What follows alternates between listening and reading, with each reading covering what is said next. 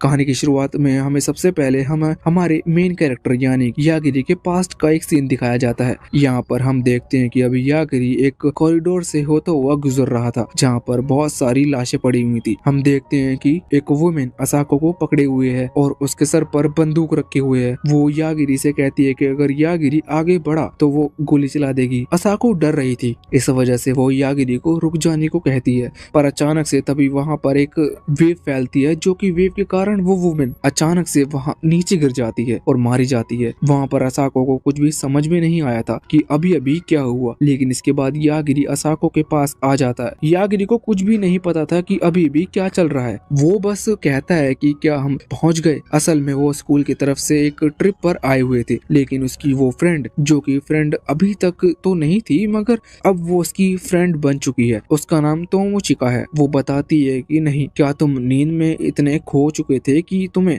नहीं पता कि यहाँ पर अभी अभी क्या हुआ। वो दूसरी तरफ पॉइंट करते हुए बताती है कि यहाँ की सिचुएशन देखो, ऐसे में तुम कैसे सोच सकते हो। वहाँ पर बाहर की तरफ देखो, उसे कुछ दिखाई दे रहा था मगर उसे कुछ समझ नहीं आया था। इस वजह से वो खिड़की के पास आकर देखता है। हमें पता चलता है कि बाहर एक बहुत ही बड़ा ड्रैगन मॉन्स्टर है जिसने उन सभी को मारा था। अभी उस बस के अंदर सिर्फ तोमाचिका और यागिरी ही बचे हैं। वैसे अब जब वो मॉन्स्टर फिर से ऊपर की तरफ उड़कर उनके ऊपर हमला करने के लिए आने वाला था तो तोमाचिका यागिरी से चिपकते हुए कहती है कि प्लीज कुछ करो, हमें कुछ करना होगा। एक्टिवेट हो जाती है और उसकी ब्रेन पावर में से एक वेव निकलती है। यागिरी यहाँ पर सिर्फ डाइवर्ट का यूज करती है और सामने वाला वो मॉन्स्टर मारा जाता है। यागिरी कहता है कि अब हम बच चुके हैं और ये देखकर तोमाचिका बहुत ही ज्यादा खुश थी। हम नॉर्मली सिटी को पार करने वाले थे, लेकिन तभी एक टनल पड़ी जिसे पार करते हुए हम इस जगह पर पहुंच गए। अब वो टनल ही गायब हो चुकी है, वरना हम वापस लौट सकते थे। और यहाँ पर आने के बाद अचानक से बस के अंदर एक लड़की एंटर हुई। वो लड़की बता रही थी कि वो ग्रेट सेस की ग्रेट डॉटर है। वो अपना नाम यहाँ पर सियोन बताती है। इसके बाद अब जब वो अचानक से एंटर कर रही थी, इस वजह से वहाँ पर यागिरी क्लास की टीचर खड़े होती है और कहती है कि आखिर तुम हो कौन। इस पर सियोन कुछ जवाब नहीं देती और तुरंत ही अपनी पावर से टीचर का सर उड़ा देती है, मगर वो ऐसा रिएक्ट कर रही थी जैसा कि उसने कुछ नहीं किया। अब तभी स्टूडेंट से वो कहती है कि देखो, कोई भी कुछ गलती करने की कोशिश मत करना, वरना मैं पहले ही बता दूं कि मेरा पावर लेवल 5 लाख है। और ये उसके पॉइंट्स थे, ये बहुत ही ज्यादा हैं। इन वीडियो को बीच में रोकने के लिए माफी करना, लेकिन ये बात बताना थोड़ी जरूरी है। तो बहुत ही बड़ी खुशखबरी है क्योंकि आज की वीडियो को स्पॉन्सर किया है 1xBet वेबसाइट ने। यह एक ट्रस्टेड बैटिंग वेबसाइट है। अगर आप भी घर बैठे ऑनलाइन पैसा कमाना चाहते हो तो आप 1xBet पर बहुत सारे पॉपुलर ऑनलाइन गेम्स और लाइव कसिनो खेल सकते हो। साथ ही आप स्पोर्ट्स मैच पर प्रिडिक्शन भी कर सकते हो। 1xBet का सबसे सही फीचर ये है कि तुम लोग आराम से पैसे को पेटीएम, फोन पे या फिर तुम जो भी चलाते हो उसमें ले सकते हो। और हाँ, इनका सपोर्ट सिस्टम हमारे सब्सक्राइबर बटन जैसा ही है, 24 घंटे एक्टिव। वैसे अगर तुम लोग लकी रहे तो तुम्हें आईफोन या फिर कार वगैरह जैसे कई गिफ्ट भी मिल सकते हैं। तो चलो भाई लोग, कमेंट सेक्शन में लिंक दे दी है, तुम सब वहाँ से रजिस्टर कर सकते हो। प्लस मेरे प्रोमो कोड को जो कमेंट में है उसे यूज करने से तुम्हें फर्स्ट डिपॉजिट पर तगड़ा बोनस भी मिलेगा। तो चलो मिलके पैसा कमाएं। कि तुम लोगों को अपने सामने एक सिस्टम दिख रहा होगा, तुम उसमें अपने मिशन चेक कर सकते हो। तुम्हें अपनी पावर किसी भी तरह से बढ़ानी है, चाहे तुम कुछ भी करो। अगले महीने होने वाले स्टेज कंपटीशन में तुम्हारी पावर चेक की जाएगी। अभी सुनकर सभी शॉक थे। यहाँ पर तोमाचिका देखती है कि उसके सामने तो कोई सिस्टम नहीं है, मगर बाकी स्टूडेंट से भी जब वो पूछती है तो वो बताते हैं कि हाँ, उन्हें एक सिस्टम दिख रहा है। सियोन कहती है कि देखो, तुम में से कुछ के पास पावर नहीं आई होगी, मैं तुम्हें मारने तो नहीं वाली, मगर अभी तुम्हारी ताकत खुद पर है। यहाँ पर तोमाचिका अपने साथी स्टूडेंट से पूछती है कि क्या तुम्हें सच में सिस्टम दिख पा रहा है। तो वो कहती है कि हाँ, ये एक स्टेटस टाइप का है। यहाँ पर मिशन बाहर है जिसमें लिखा हुआ है कि हमें आगे क्या क्या मिशन मिल रहे हैं। तो उनका जो पहला मिशन था वो उन्हें एक खतरनाक ड्रैगन से बचना था, लेकिन तोमाचिका कहती है कि अरे, ड्रैगन इस दुनिया में एग्जिस्ट ही नहीं करते। मगर ऐसा नहीं था, वो दूसरी दुनिया में है। मगर वो ड्रैगन इतना ज्यादा स्ट्रॉन्ग था कि पहले से ही स्टेटस बार में लिखा ये आ गया था कि उन्हें सिर्फ उससे बचना है, क्योंकि अभी उनकी पावर उन्हें इतनी अच्छे से नहीं पता कि वो उसे ड्रैगन को हरा पाएंगे कि नहीं। उनके बीच में एक स्टूडेंट जिसका नाम सेम है वो खड़ा हो जाता है और लीडर की तरह एक्ट करता है। वो वहाँ पर कह रहा था कि हम अकेले किसी तरह से सर्वाइव नहीं कर सकते, हमें साथ में मिलकर काम करना होगा। और इसके लिए उसने कागज दिया था जिसमें सभी को अपना नाम और उनकी पावर लिखनी थी, क्योंकि वो पावर सिर्फ उन्हें ही अपने स्टेटस में दिखती है। सभी लोग अपनी पावर के बारे में लिख देते हैं। जिसके बाद सेम कहता है कि ठीक है, तो हमें यहाँ से चलना होगा क्योंकि हम उस ड्रैगन को अभी नहीं हरा पाएंगे, हमें बस यहाँ से निकलना है। वैसे सिल्वर को पता चलता है कि टोटल केवल 4 लोग हैं जिनके पास कोई पावर नहीं है। अब जब वो वहाँ से जा रहे थे तो 4 लोग भी कोशिश करते हैं कि उस बस से निकलकर उनके साथ जाएं। तभी सेम उन्हें रोक देता है और वो कहता है कि तुम लोग अगर हमारे साथ आए तो तुम हम पर बर्डन बन सकते हो और वैसे भी तुम्हारे पास कोई पावर नहीं है, इस वजह से तुम्हें यही रहना चाहिए और उस ड्रैगन को रोकना चाहिए। वैसे यागिरी अभी सो रहा था, इस वजह से तोमाचिका उसे उठाने के लिए जाती है, लेकिन यागिरी उठ नहीं रहा था। एक दूसरी लड़की जिसके पास पावर है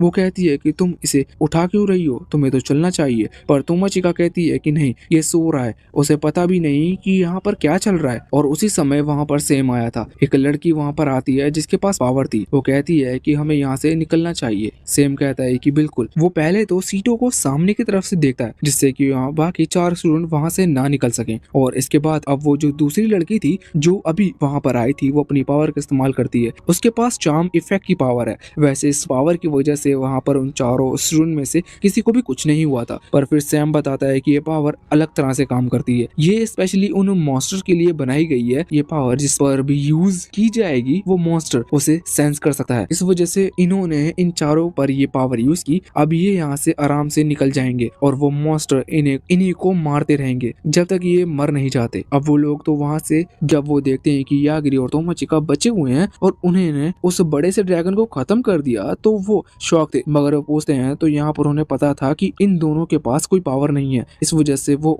इन्हें सीरियसली नहीं ले रहे थे। वो तीनों बस ये कहते हैं कि तोमाचिका उनकी टीम को ज्वाइन कर सकती है, वो यागिरी को ज्वाइन करने को नहीं कह रहे थे। यहाँ पर उनके बीच में जो लड़का खड़ा था वो उन तीनों की टीम का फाइटर था, मतलब उसके पास फाइटिंग पावर्स हैं। वो जैसे ही अपने फायर पावर का इस्तेमाल करता है तो वहाँ पर बहुत तेज धमाका होता है और एक माउंटेन ब्लास्ट कर जाता है। इस वजह से उसे फाइटिंग की पोजीशन दी गई थी और एक को हिलर की दूसरे की पावर अभी हमें नहीं बताई जाती। अब वो तोमाचिका को कह रहे थे कि तुम हमारी टीम को ज्वाइन कर लो, इससे तुम सरवाइव कर पाओगी। लेकिन तोमाचिका जानती थी कि वो ऐसा क्यों कह रहे हैं, क्योंकि असल में वो एक लड़की है, इस वजह से उसे अपनी टीम ज्वाइन करने को कह रहे हैं। पर वो यहाँ पर यागिरी को भी धोखा नहीं दे सकती थी। साथ ही साथ वो जानती थी कि ये लोग ऐसा क्यों कर रहे हैं। वैसे अब वो जो उनका फाइटिंग प्लेयर था, मतलब जो उनका लीडर था, वो आगे बढ़कर यहाँ तोमाचिका को अपनी तरफ अपनी टीम में लेना चाह रहा था। लेकिन इतने में ही यागिरी अपनी फिंगर को आगे करता है और उसे डाई कह देता है, जिस वजह से वो यहाँ पर मारा जाता है। ये देखकर अब बाकी वो दोनों बहुत ही ज्यादा शॉक थे। यागिरी कहता है कि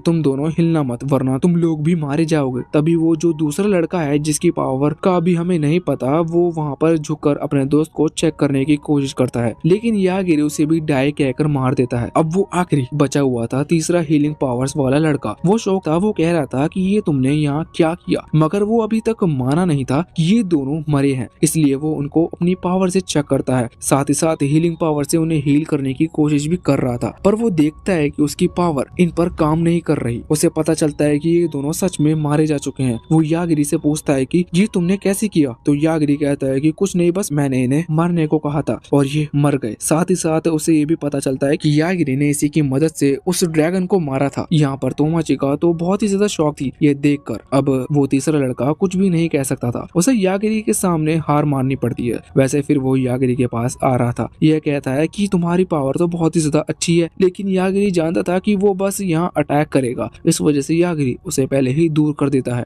वो कहता है कि वो अपनी पावर से जान सकता है कि कौन उसके ऊपर हमला करने वाला है और उसे ये कहने की जरूरत नहीं कि सामने वाला खत्म हो जाए, बल्कि वो अपने मन में भी अगर डाई वर्ड का इस्तेमाल करेगा तो सामने वाला मारा जाएगा। ये देखकर वो तीसरा लड़का बहुत ही ज्यादा डर गया था। वैसे यागिरी उससे ये भी पूछता है कि हम तीनों एक दूसरे की पावर को बहुत ही अच्छे से जानते हैं, मगर ऐसा हो नहीं सकता क्योंकि अभी तुम यहाँ पर आए हो, फिर इसका क्या राज है कि तुम्हारी पावर इतनी ज्यादा बढ़ गई। इस चीज पर वो लड़का कहता है कि हम यहाँ पहले भी आ चुके हैं, ये हमारी दूसरी बार है जो हम यहाँ पर आए हैं। हम यहाँ पर मिशन को पूरा कर वापस भी लौट सकते हैं और फिर हमें यहाँ पर समन किया जा सकता है। ये सुनकर यागिरी तोमाचिका से पूछता है कि क्या इन्होंने कभी क्लास मिस करी थी, क्योंकि यहाँ पर आकर जब ये पावर को समझे होंगे तो इन्हें तो कई दिन बीत गए होंगे, कुछ घंटे ही बीतेंगे, जबकि हमें यहाँ पर कई हफ्ते महीने बीत जाएंगे। वैसे अब यागिरी उसे तीसरे लास्ट छोड़ दिया था। तोमाचिका पूछती है कि तुमने ऐसा क्यों किया। इस चीज पर यागिरी कहता है कि इसलिए क्योंकि मैं जानता था कि वो हमें धोखा दे सकता है और हमारा ध्यान ना हुआ तब वो हमें सीरियस इंजरी भी पहुंचा सकता है, इस वजह से ऐसा करना भी सही था।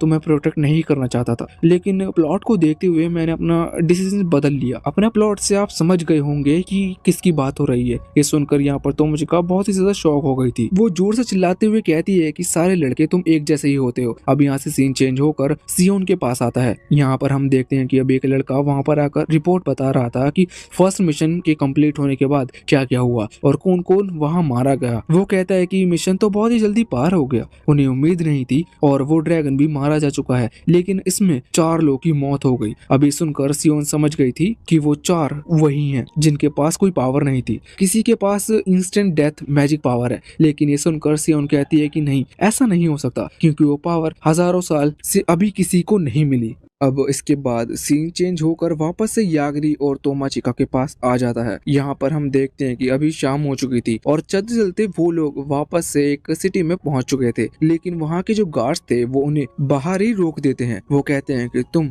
अंदर नहीं जा सकते। यहाँ पर यागरी और तोमाचिका को उनकी लैंग्वेज समझ में नहीं आ रही थी, पर वो गार्ड ये बात जानते थे कि इन्हें हमारी भाषा समझ में नहीं आएगी। वो कहकर जाते हैं कि रुको, हम हमारे लॉर्ड को बुलाकर लेकर आते हैं। इसके बाद अंदर से वो एक लड़के को लेकर आते हैं जो कि उनका सीनियर है, उसका नाम मासाहिरो है। यहाँ पर आकर वो इन दोनों से कहता है कि तुम शाम को यहाँ पर पहुंचे हो, कहीं तुम उस सेज कैंडिडेट वाले ग्रुप से बिछड़ तो नहीं गए। यहाँ पर उस लड़के की बात यागरी और तोमाचिका को समझ में नहीं आ रही थी। पहले तो वो इस बात से शॉक थे कि इसे जापानीज बोलना कैसे आती है, मगर बाद में वो बताते हैं कि हाँ, सच में वो उस ग्रुप से बिछड़ गए थे, लेकिन उन्हें पता था कि वो ग्रुप यहीं आ रहा है, इस वजह से वो यहाँ तक आ गए। अब मासाहिरो कहता है कि यहाँ उन टाउन में अंदर जाने के लिए तुम्हें पैसे देने होंगे, लेकिन अब तो रात हो चुकी थी, मगर अभी तक उन्हें रहने की कोई जगह नहीं मिली थी। तोमोचिका यागरी से कह रही थी कि इस तरह की इस वर्ल्ड में पहन सकती हो, लेकिन रियल वर्ल्ड में पहनने के लिए मुझे बहुत ज्यादा सोचना पड़ता। लेकिन अभी अचानक से वो देखती है कि उन्हें कुछ चोर घेर लेते हैं। यहाँ पर यागरी कहता है कि मुझे पहले से पता था कि ऐसा कुछ हो सकता है। तोमोचिका यागरी से माफी मांगती है क्योंकि उसने 2-3 बार कहा था कि हमें मयूरू पर भरोसा कर लेना चाहिए। असल में मयूरू ने ही इन सभी चोरों को कहा था कि वो यहाँ पर उनका इंतजार करे, वो सेज कैंडिडेट को यहाँ पर लेकर आएगी। अब यागरी और तोमाचिका दोनों ही सिचुएशन देखते हुए उन चोरों से पूछते हैं कि क्या तुम्हें पैसे चाहिए। इस चीज पर वो कहते हैं कि हाँ, पैसे तो हमें चाहिए, मगर हमारा मेन टारगेट सेज कैंडिडेट होते हैं। वो यहाँ पर बताते हैं कि सेज कैंडिडेट जब जब इस वर्ल्ड में आते हैं तो उन्हें पावर दी जाती है और उस पावर से वो लोग सिटी के अंदर तबाही फैलाते हैं और वो इतने स्ट्रांग होते हैं कि हम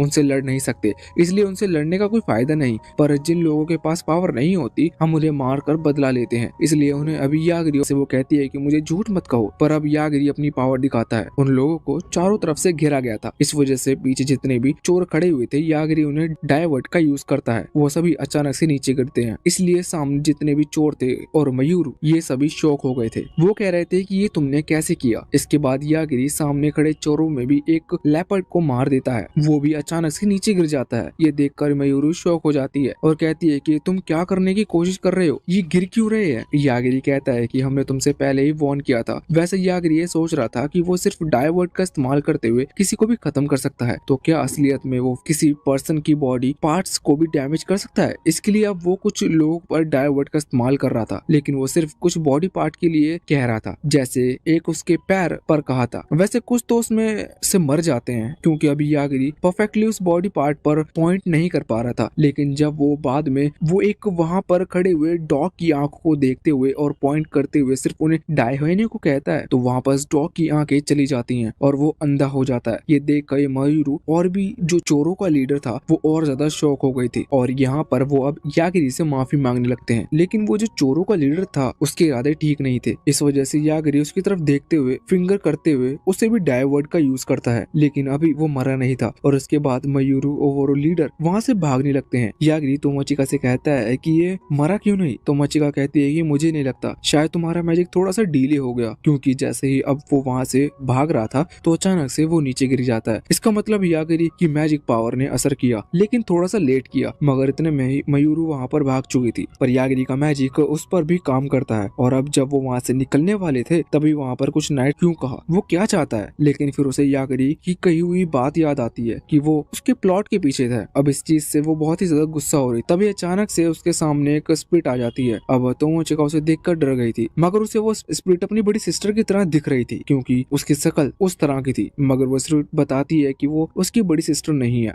वो दूसरी वर्ल्ड में है, यहाँ पर उसकी सिस्टर नहीं आ सकती। वो कहती है कि असल में वो उसकी प्रोटेक्टर है और वो उसे प्रोटेक्ट करती है। ये चीज सुनकर तोमोचिका को और ज्यादा गुस्सा आ जाता है और वो कहती है कि अगर वो उसे प्रोटेक्ट करती है तो वो पहले सामने क्यों नहीं आई, जबकि वो इतनी बड़ी बड़ी मुसीबत में फंस चुकी थे। लेकिन इस चीज पर वो स्पिरिट बताती है कि मैं असल के इंसिडेंट के बाद हुआ हो, वो कल बहुत ज्यादा परेशान हुई थी। वैसे अब तोमोचिका के यहाँ पर आने के बाद यागिरी उससे कहता है कि अब हम यहाँ पर और नहीं रुकने वाले, तो क्या हम बाकी सभी के पास चलें। यागिरी ने अभी वहाँ की जो रिसेप्शनिस्ट थी कैलिस्टीना, उससे पूछ लिया था कि वो लोग कहाँ गए हैं। उसने उन्हें लोकेशन बता दी थी। वो लड़की इतनी अच्छी थी कि उसने इन्हें कई टूल्स भी दिए थे, जैसे कि एक लैंग्वेज ट्रांसलेटर टूल, जिसकी मदद से वो बाकी लोगों की भाषा समझ पाएंगे और उनसे कम्युनिकेट कर पाएंगे। और इसके साथ साथ उसने और भी चीजें दी थी। सबसे जरूरी चीज यहाँ पर ये थी कि एक चार्जर, जो कि यागिरी उस गेम डिवाइस को चार्ज कर सकता है, जिस वजह से यागिरी बहुत ज्यादा खुश था। वहाँ पर उसने कुछ टिकट भी दे दी थी जिससे कि वो यहाँ से निकल सकते हैं ट्रेन के थ्रू। यागिरी इस चीज पर खुश होते हुए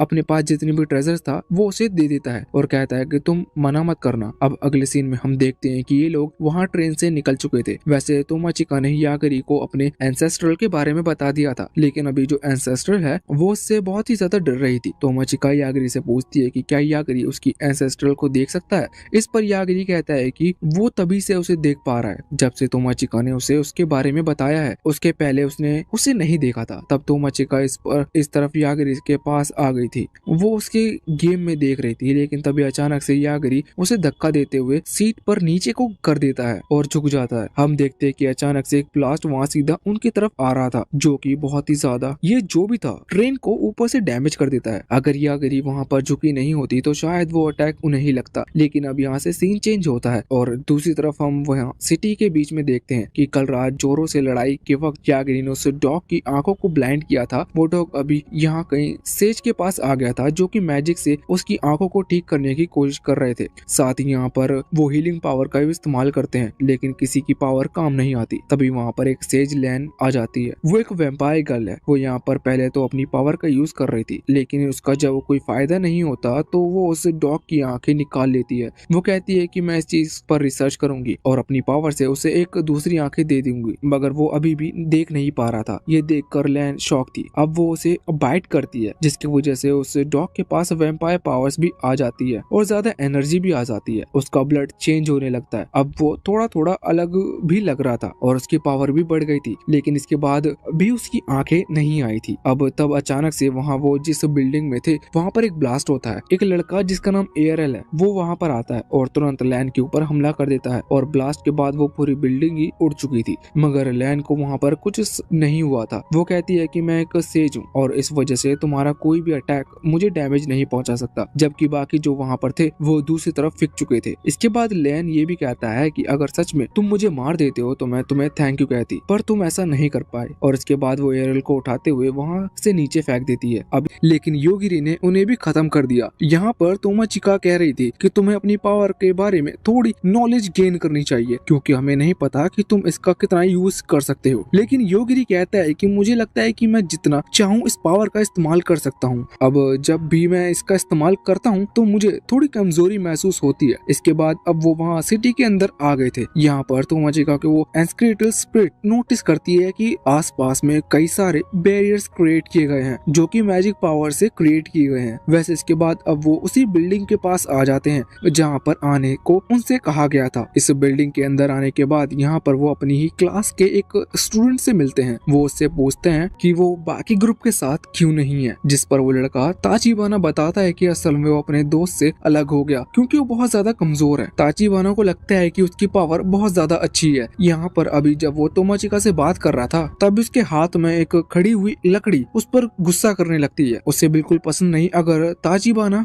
किसी और लड़की से बात करे, लेकिन ताचिबाना उसे समझाता है कि तोमोचिका उसकी क्लासमेट है। वैसे योगिरी तो पहचानता ही नहीं था कि आखिर ये ताचिबाना है कौन। वो ताचिबाना से पूछता है कि अगर योगी असल में क्लास में ज्यादा ध्यान नहीं देता है, इस वजह से उसे नहीं पता। तोमोचिका बताती है कि ये लड़का गर्ल्स में बहुत ज्यादा फेमस है और थोड़ा एटीट्यूड वाला है। योगिरी कहता है कि अच्छा, मुझे लगता है कि इसे अपनी पावर का बहुत ज्यादा भरोसा है, इसी वजह से इसने अपनी टीम को छोड़ दिया और यहाँ अकेला है। तभी वहाँ पर और गर्ल्स आ जाती हैं। हमें पता चलता है कि यहाँ पर टोटल 5 गर्ल्स हैं जो कि उसकी मेड का काम कर रही हैं। ये देखकर तोमोचिका बहुत ज्यादा शॉक हो गई थी। अब ताचिबाना कहता है कि देख लिया मैं कितना फेमस हूँ। वैसे यहाँ पर योगिरी तोमोचिका से पूछ रहा था कि क्या ये लड़का उन्हीं में से एक है। ताचिबाना ने एक बैरियर क्रिएट करा उस मॉन्स्टर को रोकने के लिए और इसके बाद वो उस पर अटैक करते हुए उसे मार देता है और बाद में उसके साथ ही कॉन्ट्रैक्ट साइन कर उसे भी अपना सर्वेंट बना लेता है। वैसे इसके बाद उसने उसे दूसरे फ्लोर्स पर भेज दिया था बाकी जितने मॉन्स्टर हैं उन्हें भी अपना सर्वेंट बनाने के लिए। वैसे यहाँ पर हमें जानने को मिलता है कि असल में वो जिस डेंजन के अंदर आया है वहाँ टोटल 150 फ्लोर है और वो 100 फ्लोर पार कर चुके हैं। अब वो अपने सिस्टम को चेक कर रहा था क्योंकि उसे अभी सिग्नल नहीं आया था उसकी मेड का। वो अपनी दूसरी तरफ मेड से पूछता है तो वो बताती है कि वो इस वक्त उस होटल में होगी जहाँ पर तोमोचिका है। यहाँ पर ताचिबाना को कुछ समझ नहीं आया था। वो पूछता है कि आखिर वो वहाँ क्यों गई। इस पर वो दूसरी मेड बताती है कि शायद वो तोमोचिका को लेने गई होगी जिससे कि तुम खुश हो जाओ या फिर वो तोमोचिका को मारने के लिए गई होगी क्योंकि उसने तुम्हें साफ मना कर दिया। ताचिबाना ये सुनकर शॉक था। वैसे जब वो उस मेड की मेमोरीज चेक करता है तो उसे पता चलता है कि मेड जब उस कॉरिडोर में खड़ी थी तो अचानक से वहीं पर जाकर नीचे गिर गई। यहाँ पर ताचिबाना और दूसरे मेड को यही लग रहा था कि शायद उसके ऊपर किसी ने पीछे से हमला किया होगा। अब ताचिबाना को चिंता हो रही थी और वो ये भी सोच रहा था कि इस चीज से तो तोमोचिका उससे और ज्यादा गुस्सा हो गई होगी। अब वो कभी उसकी बात नहीं सुनेगी। वो तुरंत ही 2 और मेड को बुलाता है और उनसे कहता है कि वो जाकर तोमोचिका को समझाए और उसे यहाँ पर लेकर आए। दूसरी तरफ हम देखते हैं कि अभी तोमोचिका और योगिरी जब कॉरिडोर में आ गए थे और वहाँ से निकलने वाले थे तभी अचानक से रास्ते में उन्हें एक और मेड मिलती है। वो दोनों ही पूछते हैं कि आखिर तुम कौन हो और यहाँ पर क्यों। वैसे तो ये जानते थे कि वो ताचिबाना की मेड है पर उन्हें रीजन नहीं पता था कि उसके यहाँ पर आने का क्या कारण है। लेकिन वो लड़की कुछ भी नहीं कहती और तुरंत ही अपने मैजिक का यूज करती है। उसके पास आइस क्रिस्टल मैजिक है जिसकी वजह से उसने यागिरी और तोमोचिका दोनों ही अपने आइस केज में कैद कर लिया था। लेकिन अब ऐसा लग रहा था कि अब उसने योगिरी और तोमोचिका को पकड़ लिया। वो बताती है कि वो बस तोमोचिका को ले जाने के लिए आई है लेकिन इतने में ही योगिरी सिर्फ एक पंच से उस आइस को ब्रेक कर देता है। ये देखकर तोमोचिका तो शॉक थी। योगिरी बताता है कि उसने कुछ नहीं बस आइस क्रिस्टल को डायवर्ट का यूज किया। मतलब उसने एक नॉन लिविंग थिंग ऑब्जेक्ट के ऊपर भी अपनी पावर का इस्तेमाल किया और वो भी कम। ये देखकर तोमोचिका शॉक थी। वैसे इसके बाद अब वो लड़की और ज्यादा आई क्रिस्टल क्रिएट करने लगी थी और अपना अलग अटैक करने लगी थी। लेकिन उससे पहले ही योगिरी अपनी पावर से उन क्रिस्टल को भी डिस्ट्रॉय कर देता है। साथ ही साथ इसके बाद उसने अपनी पावर से उस मैजिक स्टिक को भी तोड़ दिया था जो कि उस लड़की के हाथ में थी। अब इसके बाद वो बैठ जाती है क्योंकि अब वो हार चुकी थी। योगिरी और तोमोचिका दोनों ही आगे आते हैं। योगिरी पहले ये पूछता है कि क्या तुम अपनी मैजिक स्टिक के वगैरह मैजिक यूज कर सकती हो। तो इस पर वो कहती है कि नहीं। अब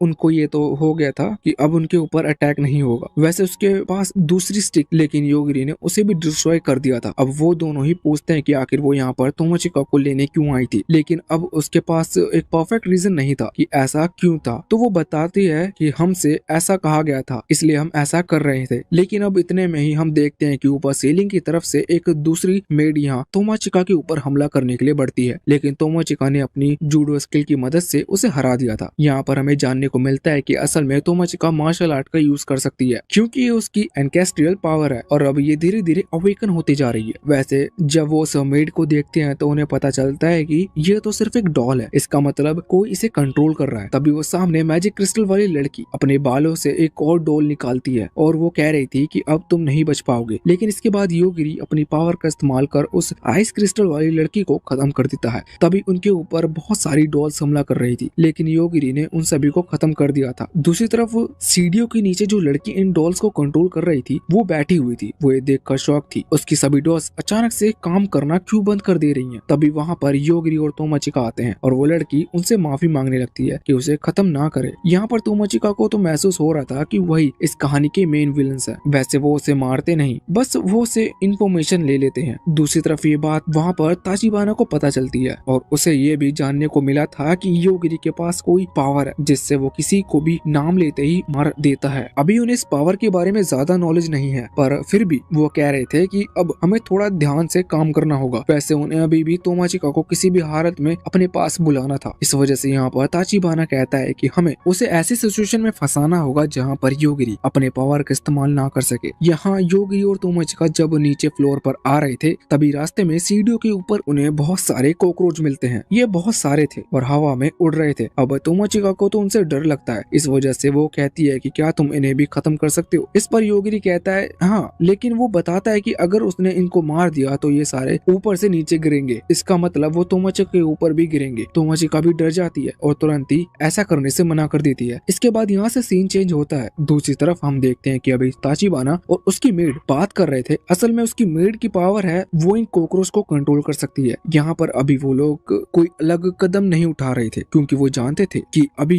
उन्हें कुछ नहीं करना चाहिए। पर फिर ताचिबाना फैसला करता है कि वो योगिरी पर हमला कर सकता है इन कॉकरोच के थ्रू। तो वो सभी कॉकरोच को ऑर्डर करता है कि वो लोग योगिरी के ऊपर हमला करें। अब वो लोग सभी कॉकरोच को पूरी तरह से तैयार करता है। ये चीज देखकर तोमाचिका डर गई थी। योगिरी कहता है कि अब हमारे पास और कोई रास्ता नहीं है, हमें ताचिबाना को खत्म करना होगा। इसके बाद वो जैसे ही ऐसा सोचते हैं तो वहाँ इस तरफ डंजन के अंदर ताचिबाना मारा जाता है। ये देखकर उसकी मेड शॉक थी। दूसरी तरफ वो कॉकरोच नॉर्मल हो चुके थे, वैसे अभी तक वो उड़े ही रहे थे। इस वजह से मासायुकी कहता है कि चिंता मत करो, वो हमारे कंट्रोल में है, वो किसी को चोट नहीं पहुंचाएंगे जब तक कि मैं उन्हें ऑर्डर ना करूं। इसके बाद वो मेयर से उस कमरे की चाबी मांगता है जहां पर सिटी से कांटेक्ट करने की, यानी कि सिटी के लोग से कांटेक्ट करने की मशीन रखी हुई है। अब मेयर पूछता है कि आखिर वो तुम्हें क्यों चाहिए। वैसे मेयर को वो चाबी जबरदस्ती देनी पड़ी थी, पर मासायुकी यहाँ पर रीजन नहीं बताता। वो कहता है कि तुम ये जानकर करोगे भी क्या। इसके बाद अब वो उस रूम में जाकर वहाँ लगे हुए कम्युनिकेशन डिवाइस के थ्रू सिटी में जो लोग ज़ॉम्बी बने हुए हैं उनके साथ कांटेक्ट करता है।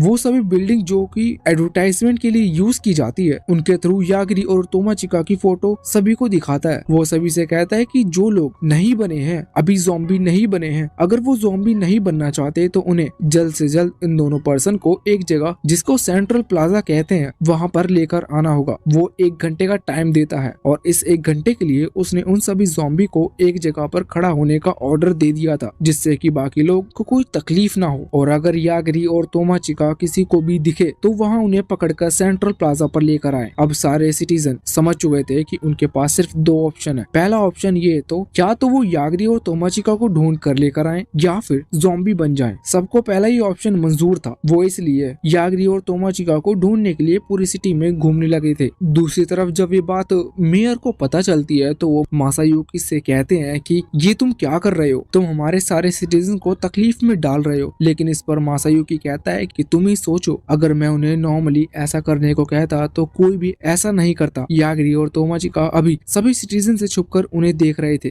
तोमाचिका कह रही थी कि अब हम क्या करें, तो इस पर यागिरी कहता है कि हमें यहाँ से निकलना होगा। वैसे तोमाचिका पूछते है कि आखिर वो जो भी पर्सन है जो इन ज़ॉम्बी के थ्रू सिटीजन से हमें पकड़वा रहा है वो ऐसा कर क्यों रहा है। तो इस पर यागिरी कहता है शायद ऐसा इसलिए हो सकता है क्योंकि हमने एक सेज को मार दिया था। अब तभी वहाँ पीछे 3 लड़के आते हैं, उनके पास वेपन्स थे। वो यागिरी और तोमाचिका को यहाँ पर पकड़ने के लिए आए थे और अभी उनके ऊपर हमला करने वाले थे। यागिरी उन तीनों को पहले ही वार्निंग दे देता है कि वो ऐसा ना करे वरना वो मारे जाएंगे, पर वो लोग नहीं सोच। चारों ही वहाँ से टेलीपोर्ट होते हुए सीधा उस ग्राउंड की तरफ आते हैं। अब यहाँ मेयर थोड़ा दूर खड़ा हो गया था और यागिरी और तोमाचिका वहाँ से हाथ पकड़कर आगे बढ़ रहे थे। वो उसी जगह पर आते हैं जहाँ पर अभी क्लोन गिरने वाला था। वो स्प्रिट भी वहाँ पर आ गई थी। यागिरी तुरंत उस क्लोन के ऊपर डायवर्ट का इस्तेमाल करता है। यहाँ स्प्रिट ने अभी एक बैरियर बना लिया था। डायवर्ट की वजह से वो क्लोन डिस्ट्रॉय हो गया था। साथ ही साथ इस बैरियर की वजह से जो ब्लास्ट हुआ था, इस ब्लास्ट से ये लोग वहाँ बच गए थे। पर इसके बाद हम देखते हैं कि तोमाचिका के हाथ में कोई चीज आ गई थी। ये चीज क्या है इसके बारे में ज्यादा डिटेल में नहीं बताया जाता, मगर शायद ये पिछली वाली तलवार की तरह है, उस स्प्रिट ने तोमाचिका को दी है, पर इसके बारे में शायद हम आगे जानेंगे। अब स्प्रिट कह रही थी कि इस तरह से एक एक क्लोन को डिस्ट्रॉय करने से हमें कुछ नहीं मिलेगा, लेकिन यागिरी कहता है कि नहीं, अब सब कुछ सॉल्व हो चुका है। हम देखते हैं कि वहाँ सिटी में जितने भी क्लोन गिर रहे थे एक एक करके वो नॉर्मल हो जाते हैं। मतलब वो नीचे गिर रहे थे मगर ब्लास्ट नहीं करते। असल में जब वो क्लोन यागिरी के ऊपर गिरता तो उसने उसके किलिंग इंटेंट को अपने ऊपर महसूस किया, क्योंकि वो क्लोन वही गिरने वाला था, चाहे यागिरी वहाँ हो या ना हो। इस वजह से उस क्लोन का किलिंग इंटेंट उसी एरिया के लिए था। यागिरी जब वहाँ पहुँचता है तो वो किलिंग इंटेंट यागिरी के लिए बदल गया। इस वजह से यागिरी ने उसके सोर्स का पता लगा लिया और डायरेक्ट सोर्स को ही किल कर दिया। अब सोर्स को किल करने की वजह से इस तरफ हम देखते हैं कि जब लैन ये बात जानती थी कि उसके सभी क्लोन डिस्ट्रॉय हो गए हैं तो वो शॉक थी। तभी मेड कहती है कि हमने यागिरी की पावर को कम समझा, ये बहुत बड़ी गलती थी।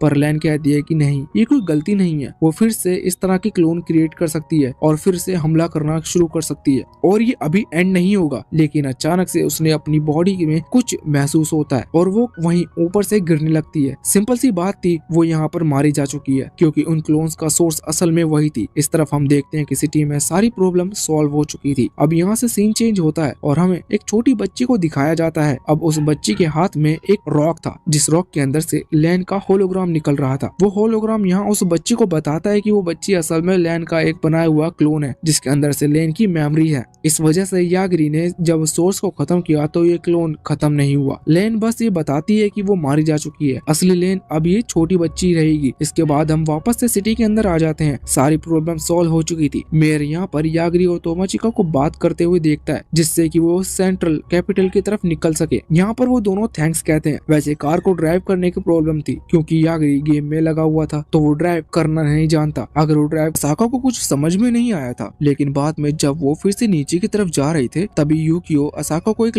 फाइल दिखाता है जिसका नाम था अल्फा ओमेगा। असल में ये उनके टेस्ट सब्जेक्ट का नाम था और इसका नाम उन्होंने अल्फा ओमेगा इसलिए रखा है क्योंकि इसका मतलब इटर्निट से है। अभी सारी बातें असाका के सर के ऊपर से जा रही थी। उसे कुछ भी समझ में नहीं आ रहा था। वो यूकियो से पूछने लगती है कि तुम जिस मॉन्स्टर की बात कर रहे हो क्या वो कोई ह्यूमन है? यूकियो कहता है कि नहीं, इस पूरी फाइल को बिल्कुल सीक्रेट रखा गया है, लेकिन मैं इतना जानता हूँ कि ये जो भी है उसके पास एक ऐसी पावर है कि वो सोचकर किसी को भी खत्म कर सकता है। ये सुनकर असाका और ज्यादा डर जाती है। वो कहने लगती है कि तुम्हें सच में लगता है कि मैं ऐसी मॉन्स्टर लाइक चीज का ख्याल रख सकती हूँ? तो इस पर यूकियो कहने लगता है कि बिल्कुल, हमने पूरी रिसर्च की है, तुम्हारे पास टीचर लाइसेंस भी है। लेकिन असाका कहती है कि मुझसे भी तो बहुत लोग हैं। पर इस पर यूकियो कहने लगता है कि नहीं देखो, उसे सिखाना जरूरी है और तुम एक अच्छी टीचर हो। अगर हम उसे सिखाते हैं तो इससे उसकी एजुकेशन बढ़ेगी और उसे समझ में आएगा कि कब कैसे डिसीजन लेना है। इससे पूरी ह्यूमैनिटी बचेगी, यानी कि तुम पूरी ह्यूमैनिटी को बचा रही हो। साथ ही वो ये भी कह रहा था कि हमने पूरी रिसर्च की है, हमें तुमसे अच्छा कोई नहीं मिल सकता, इस वजह से तुम्हें इसे काम के लिए सबसे ज्यादा सूटेबल हो। अब वो लोग वहाँ पहुँच चुके थे। इस वजह से यूकियो एक पेपर असाका को देता है और वहाँ से चला जाता है क्योंकि उसे इसके आगे जाने की परमिशन नहीं है। अब असाका जो कि डरी हुई थी वो अंदर जाने का फैसला करती है। पहले तो वो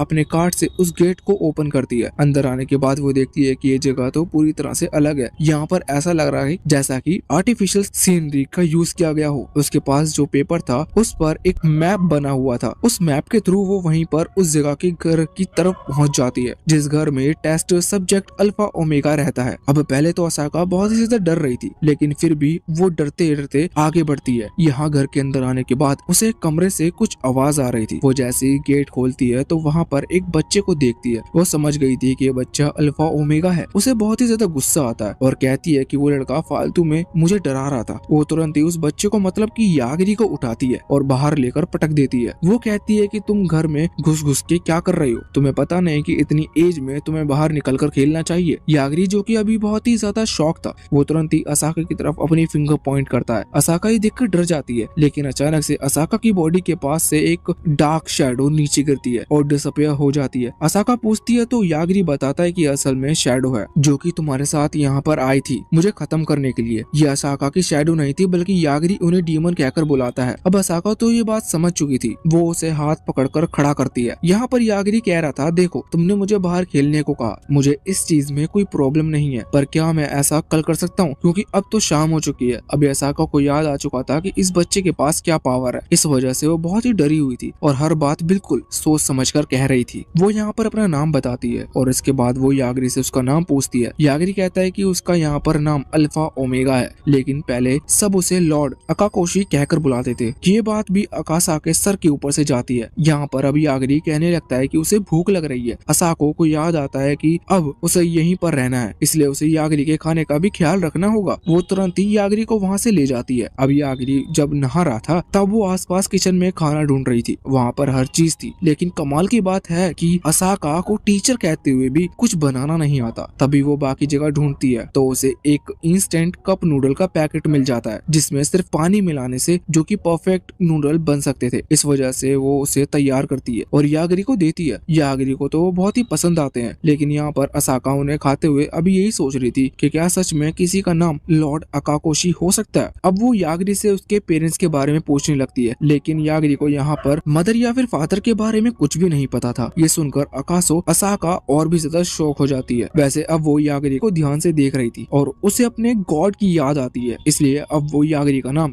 यागरी रख देती है। यागरी को ये नाम पसंद आता है। वैसे यागरी यहाँ पर सरनेम भी चूज कर रहा था जो कि असाका था, पर असाको कहती है कि तुम मेरे सरनेम का यूज क्यों कर रहे हो, ये फैमिली सरनेम है और ये फैमिली मेंबर्स को मिलता है। लेकिन यागरी कहता है कि उसे फैमिली का मतलब नहीं पता। अब यहाँ से कहानी आगे कंटिन्यू हो इससे पहले ही सीन चेंज हो जाता है, क्योंकि वहाँ तोमाचिका ने यागरी को जगा दिया था। यागरी को जागते हुए वो यागरी से पूछती है कि आखिर तुम इतनी देर से सो कैसे सकते हो। इस पर यागरी बताता है कि उसने सिटी के अंदर अपनी बहुत ही ज्यादा पावर का इस्तेमाल कर लिया था, जिस वजह से उसे रिकवर करने में टाइम लग रहा था। अब यहाँ पर यागरी सबसे ज्यादा इंपॉर्टेंट सवाल पूछता है। वो कहता है कि आखिर हम कैपिटल की तरफ जा क्यों रहे हैं। ये सुनकर तोमाचिका शॉक थी। वो कहती है कि जब हम वहाँ से निकल रहे थे तब भी तुम यही क्वेश्चन पूछ रहे थे। यहाँ पर यागरी कहता है देखो हमारा मेन गोल तो वापस से अपने वर्ल्ड में लौटना है, तो इसके लिए हमें सियोन से बात करनी चाहिए और उसके लिए हमें कैपिटल जाने की क्या जरूरत है। पर इस पर तोमाचिका कहने लगती है कि हमारे सारे क्लासमेट कैपिटल की तरफ जा रहे हैं और वैसे भी उन्हें भी अपने वर्ल्ड में लौटना है, तो इसलिए हमें भी वहाँ जाना चाहिए। वैसे अभी सामने एक बड़ा सा पत्थर था जिसने तोमाचिका का रास्ता रोक लिया था। इस वजह से वो यागरी को जगा रही थी। यागरी डिसाइड करता है कि वो लोग एक दूसरा रास्ता चुनेंगे। अब जब तोमाचिका गाड़ी को पीछे की तरफ ला रही थी रास्ता चेंज करने के लिए, तभी उनकी गाड़ी किसी चीज से टकराती है। वो दोनों बाहर निकल कर देखते हैं कि असल में एक ड्रैगन है। अब वो ड्रैगन की तरफ हमला करने वाला था। यागरी डाइवर्ट का इस्तेमाल करते हुए उसे खत्म कर देता है, लेकिन इतने में ही वो लोग देखते हैं कि सामने से बहुत सारे ड्रैगन उनकी तरफ आ रहे हैं। तोमाचिका तो ये चीज देखकर डर गई थी। यागरी कहता है लगता है हमने ड्रैगन की टेरिटरी में कदम रख दिया है। वैसे इसके बाद यागरी को उन सभी के अंदर से किलिंग इंटेंट महसूस होता है, इसलिए यागरी आराम से डाइवर्ट का इस्तेमाल करते हुए उन सभी को एक बारे में ही मार देता है, जैसा कि उसने इंसेक्ट को मारा हो। ये देखकर तोमाचिका बहुत ही ज्यादा शॉक थी। वैसे अब उन लोगों की जान बच चुकी थी, लेकिन इतने में एक डार्क शैडो उन्हें घेर लेती है, जो कि असल में एक बड़े से निकैन थंडर ड्रैगन की थी। ये देखकर तोमाचिका और ज्यादा डर जाती है, क्योंकि ये ड्रैगन बाकी ड्रैगन से बड़ा था। पर यागरी बताता है उसे उसके अंदर से कोई भी किलिंग इंटेंट महसूस नहीं हो रहा। इसका मतलब ड्रैगन उन्हें मारना नहीं चाहता। वो ड्रैगन यहाँ पर कहता है कि तुम लोग ने टेस्ट पास कर लिया है, और इसके बाद अब वो वहाँ से उड़कर जाने वाले थे। असल में वो ड्रैगन भी यागरी की पावर से डर गया था। अब यागरी उसे रोकता है, क्योंकि उन्हें नहीं पता था कि उन्होंने टेस्ट पास कर लिया है, लेकिन इसका मतलब क्या है। लेकिन वो ड्रैगन रुक नहीं रहा था। इस वजह से यागरी कहता है कि वो वही पावर का इस्तेमाल करेगा जिसका उसने बाकियों पर यूज किया था। अब वो ड्रैगन डर जाता है और वापस लौटने का फैसला करता है। हमें जानने को मिलता है कि वो बड़ा सा निकैन थंडर ड्रैगन असल में एक छोटी सी बच्ची थी। वो यहाँ पर आकर डर गई थी। यागरी कहता है कि उसे डरने की जरूरत नहीं है। पहले तो वो पूछता है कि तुम भागी क्यों, तो वो बताती है कि वो डर गई थी, इस वजह से वहाँ से भाग रही थी। अब वो ड्रैगन एक बच्ची में बदल गया था। इस वजह से तोमाचिका तो ये देखकर बहुत ज्यादा शॉक थी, लेकिन फिर उसकी स्पिरिट बताती है कि इस दुनिया में ऐसा होना बहुत ही आम बात है। यहाँ पर अब वो उस बच्ची से पूछते हैं कि टेस्ट में उन्होंने पास कर लिया, इसका मतलब क्या था। तो इस पर वो बताती है कि वो दोनों स्वॉर्ड मास्टर से मिलने जा रहे हैं, तो उसके लिए पहले उन्हें एक टेस्ट देना पड़ा था। इस टेस्ट में वो बच्ची चेक करती है कि वो स्वॉर्ड मास्टर से मिलने के लायक हैं भी नहीं। ये सुनकर तोमाचिका और यागरी दोनों से थोड़े हैरान थे, क्योंकि उन्हें तो स्वॉर्ड मास्टर के बारे में कुछ पता ही नहीं था। तोमाचिका बताती है कि वो तो कैपिटल की तरफ जा रहे हैं। ये सुनकर वो छोटी बच्ची और ज्यादा शॉक हो जाती है। वो कहती है कि सच में तुम स्वॉर्ड मास्टर से मिलने नहीं जा रहे थे। अब तभी यहाँ पर जितने भी लोग आए हैं वो सभी उनसे ही मिलने जा रहे थे, क्योंकि उन्हें उनसे कोई गिफ्ट मिल सकता है। यही सुनकर यागरी सोचता है कि आखिर स्वॉर्ड मास्टर है कौन, क्योंकि उसे उसके बारे में कुछ नहीं पता। जब यागरी पूछता है तो यहाँ पर वो बच्ची बताती है कि स्वॉर्ड मास्टर सेज के राइवल है। इस तरह से कह लो कि एक डेविल ने इनके ऊपर हमला किया था। ये बहुत ही टाइम पहले की बात है। तब का जो होली नाइट था वो इतना पावरफुल था कि उसने किसी तरह से उस डेविल को रोक लिया था। मतलब उसने उस टाइम स्पेस के अंदर कैद कर लिया था जहाँ वो दोनों बंद है। पर कुछ उस डेविल के फॉलोअर्स हैं जो कि उसे आजाद करने की कोशिश कर रहे हैं, और आने वाली सिचुएशन में अगर वो आजाद होते हैं तो उसे रोक पाना और ज्यादा मुश्किल हो जाएगा। अब यहाँ पर तोमाचिका उस दूसरी लड़की लैन से पूछती है कि उसके पास जो स्टोन है वो क्या है। तो वो लड़का बताता है कि उसका पास्ट बिल्कुल बैड लक से गिरा हुआ था, और उसे एक मिस्टीरियस ऑर्गेनाइजेशन थी उसे सेक्रीफाइस करने की तैयारी कर रही थी। उन्होंने उसे सेक्रीफाइस किया। लड़का बताता है कि उसका पास्ट बिल्कुल बैड लक से गिरा हुआ था, और उसे एक मिस्टीरियस ऑर्गेनाइजेशन थी उसे सेक्रीफाइस करने की तैयारी कर रही थी। उन्होंने उसे सेक्रीफाइस किया, लेकिन सेक्रीफाइस के बाद अचानक से वो एक गॉडेस से मिला जिसने उसे स्टोन दिया। ये असल में एपोलॉजी स्टोन है। इनका यूज करने के बाद वो किसी से बैड इंजरी से हील कर सकता है। अब तोमाचिका अपनी स्पिरिट से पूछती है कि क्या गॉडेस या फिर गॉड्स भी लोगों की हेल्प कर सकते हैं। तो इस पर स्पिरिट बताते हैं कि हाँ, यहाँ पर थोड़ा अलग सिस्टम चलता है, जिस जिससे कि किसी को स्पिरिट की हेल्प मिलती है और किसी को गॉड की। अब तभी निक कहने लगता है कि क्या तुम हमें इन स्टोन का कोई भी और कोई यूज बता सकते हो, जिस पर लाइलैंड बताता है कि वो इस स्टोन से किसी भी चीज का समन कर सकता है। वो यहाँ पर 3 स्टोन को निकाल कर ऊपर फेंकता है और उन्हें डिस्ट्रॉय करते हुए वहाँ पर फालतू से स्क्रब ब्रश को समन कर लेता है। ये देखकर तोमाचिका और यागिरी सोच रहे थे कि ये किसी काम की पावर नहीं है जब तक इसे हील के लिए यूज ना किया जाए। यहाँ पर लाइलैंड बताता है कि वो ऐसा ही फालतू चीजें समन कर सकता है, लेकिन वो इसका यूज कम ही करता है क्योंकि ये चीज उसके किसी काम नहीं आती। अब तो तोमाचिका देखती है कि उसके बैग में सिर्फ 3 ही स्टोन बचे थे, लेकिन फिर लाइलैंड बताता है कि हर रोज रात के टाइम उसे फिर से स्टोन मिल जाते हैं, बस डिपेंड करता है कि उसका दिन कितना बुरा गया था। तभी वो लोग आके नोटिस करते हैं कि उनके जो साथी थे, मतलब कि जो डिसाइपल बनने के लिए आए हैं, वो जब आगे बढ़ रहे थे तभी वो अचानक से गायब हो गए थे। इसका कारण ये था कि वहाँ पर एक टेलीपोर्टेशन इनविजिबल बैरियर लगा हुआ है। अब जब भी लोग वहाँ अंदर जाते हैं तो ये उसी जगह के आगे पहुंच चुके थे, लेकिन जब बाहर का कोई भी नहीं दिख रहा था, इनके सामने एक बड़ा सा टावर था। ये टावर खतरनाक था क्योंकि इसके अंदर से एक इविल एनर्जी आ रही थी। ये इविल एनर्जी इतनी ज्यादा थी कि इनसे उनकी बॉडी हार्म भी हो सकती है और इसका असर लाइलैंड के ऊपर होता है। लेकिन फिर उसके बाद वो स्टोन का यूज कर खुद को बचा लेता है। तोमाचिका देखती है कि इसका यूज उसके ऊपर नहीं हो रहा था, वो शॉक थी, लेकिन स्पिरिट बताती है कि वो प्रोटेक्टेड है, इस वजह से उसके ऊपर इसका कोई असर नहीं हो रहा। अब हम देखते हैं कि यागिरी यहाँ पर उस छोटी सी बच्ची, मतलब उस ड्रैगन से पूछने लगा कि आखिर ये टावर है क्या। वो छोटी बच्ची वहाँ नहीं थी। लाइलैंड बताता है कि वो यहाँ नहीं जा सकते क्योंकि उस बैरियर को सिर्फ वही पार कर सकता है जो कि यहाँ पर स्वॉर्ड मास्टर का डिसाइपल बनने के लिए आया हो। अब वो लोग डिसाइड करते हैं कि वो आगे बढ़ेंगे। इसके बाद वो टावर के अंदर आते हैं और जितने भी बच्चे हैं, मतलब जितने भी लोग वहाँ डिसाइपल बनने के लिए आए थे, वो तुरंत ही उस टावर के सबसे ऊपर वाले फ्लोर पर जाने वाले थे। सबसे पहले ऊपर आने के बाद जब वो वहाँ से नीचे देखते हैं तो उन्हें एक एनर्जी सर्कल दिखाई देता है जो कि एक बॉल की तरह था और उसके अंदर कोई कैद है। अब हमें जानने को मिलता है कि जो होली नाइट और डेविल था वो वहाँ उसके अंदर बंद थे क्योंकि वहाँ टाइम रुका हुआ है। हमें ये भी जानने को मिलता है कि स्वॉर्ड मास्टर का काम असल में ये ही है कि वो इस सर्कल को प्रोटेक्ट करें जिससे कि कोई भी इसे ब्रेक कर डेविल को आजाद ना कर पाए। अब यहाँ पे हम देखते हैं कि उन्हीं के बीच में एक लड़की जो कि यहाँ पर स्वॉर्ड मास्टर का डिसाइपल बनने के लिए आई थी, वो कहती है कि आज आप फ्री हो जाओ। वो तुरंत ही अपनी मैजिक पावर से, जो कि फायर मैजिक पावर है, उसका यूज करते हुए एक फायर ब्लास्ट को उस सर्कल की तरफ यानी कि डेविल की तरफ करती है, पर अचानक से वो सर्कल उस एनर्जी बॉल को एब्सॉर्ब कर लेता है। यहाँ पर स्वॉर्ड मास्टर बताते हैं कि तुम्हारा अटैक उस डेविल को जरूर लगेगा, लेकिन ऐसा होने में कई 100 साल लग जाएंगे क्योंकि उस सर्कल के अंदर टाइम बिल्कुल स्लो चलता है और इसी की मदद से होली नाइट ने डेविल को कैद किया था। अब मेन बात यह है कि आखिर ये लोग यहाँ पर आए क्यों, जब ये उस डेविल को भी नहीं मार सकते। प्रोटेक्ट करने का काम स्वॉर्ड मास्टर का है, तो ये क्या करेंगे। यहाँ पर स्वॉर्ड मास्टर एक दूसरे लड़के से कहते हैं कि वो डिटेल में बताए, तो वो लड़की अपने पास में कोई चीज रखे हुए थे जिसमें रूल्स पढ़कर बताती है कि ये बिल्कुल सिंपल है। इन लोगों को यहाँ से टावर के नीचे यानी कि फर्स्ट फ्लोर जहाँ से वो आए हैं वहीं पर जाना है। अभी सुनकर सभी शौक थे, वो कहते हैं कि ये तो बहुत ही आसान है। तो अब वो बताती है कि डाइवर्ट का इस्तेमाल किया जिस वजह से उसने अनजाने में डेविल को खत्म कर दिया। ये सुनकर तोमाचिका शॉक हो जाती है। वैसे अभी इस चीज पर कुछ किया नहीं जा सकता था और बाकी जो लोग हैं वो अभी टावर के अंदर जा चुके हैं क्योंकि टावर से नीचे जाने का सिर्फ एक ही रास्ता है। इस वजह से अब ये लोग भी वहां जाने का डिसाइड करते हैं। तभी हम देखते हैं कि अभी लाइलैंड की एक दोस्त लाइलैंड से कह रही थी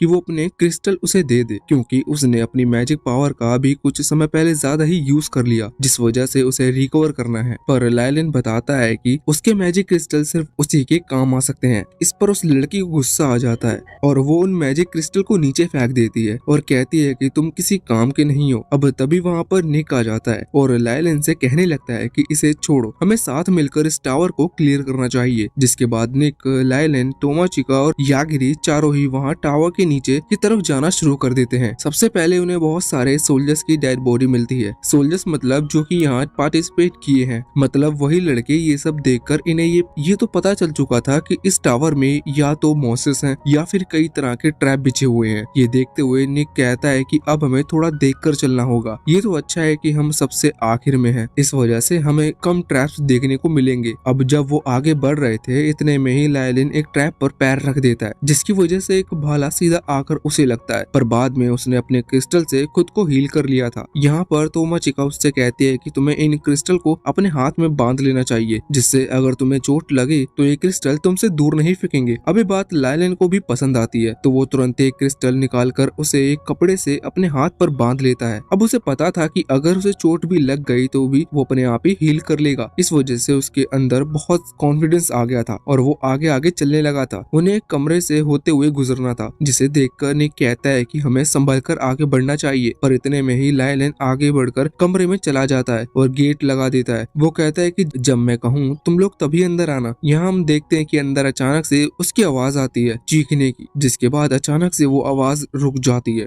इन लोगों को कुछ गड़बड़ लगी थी, जिस वजह से ये अंदर आते हैं। अंदर आकर एक लड़की को देखते हैं, इसका नाम रे है। असल में ये ऑलरेडी नाइट है। नाइट मतलब फर्स्ट स्टेज होती है एक होली नाइट बनने की, मतलब ये पहले ही इस टावर को क्लियर कर चुकी है। ये देखकर निक पूछता है कि आखिर तुम फिर से पार्टिसिपेट क्यों कर रही हो? तुम तो ऑलरेडी इस टावर को क्लियर कर चुकी हो और इससे तुम्हारा और ज्यादा फायदा भी नहीं होगा। पर इस पर रे बताती है कि वो नाइट बन चुकी थी, पर बहुत ज्यादा लोगों को मारने की वजह से उससे उसकी पोजीशन छीन ली गई। इस वजह से वो फिर से इसी टेस्ट को देकर अपनी पोजीशन फिर से लेगी। और वैसे भी लोग को मारना टावर में अलाउड है, इससे उन्हें सामने वाले के पॉइंट भी मिल जाएंगे। अभी लोग समझ चुके थे कि रे को खत्म करना मुश्किल है। वैसे ही लोगों से मतलब निक समझ चुका था कि वो तुरंत ही तोमाचिका और यहाँ आगे बढ़ने वाले थे, लेकिन इतने में ही वहाँ पर निक, लायलन और वो दूसरी लड़की एरिका वहाँ पर आ जाते हैं और इसके बाद अब वो सभी लोग साथ में आगे बढ़ते हैं। अगले फ्लोर पर आने के बाद हमें जानने को मिलता है कि अभी वो जहाँ पर हैं उसके ऊपर जितने भी फ्लोर थे उन पर एक बैरियर था जो कि बैरियर 1 है, और यहाँ से नीचे जितने फ्लोर है उन पर दूसरा बैरियर है जिससे वो लोग बैरियर 2 कहते हैं। अब यहाँ पर आने के बाद वो सभी देखते हैं कि अभी जितने भी लोग इस टावर के हाफ क्लियर करे हैं वो वहीं पर खड़े हुए थे, क्योंकि उनके सामने स्वॉर्ड मास्टर थे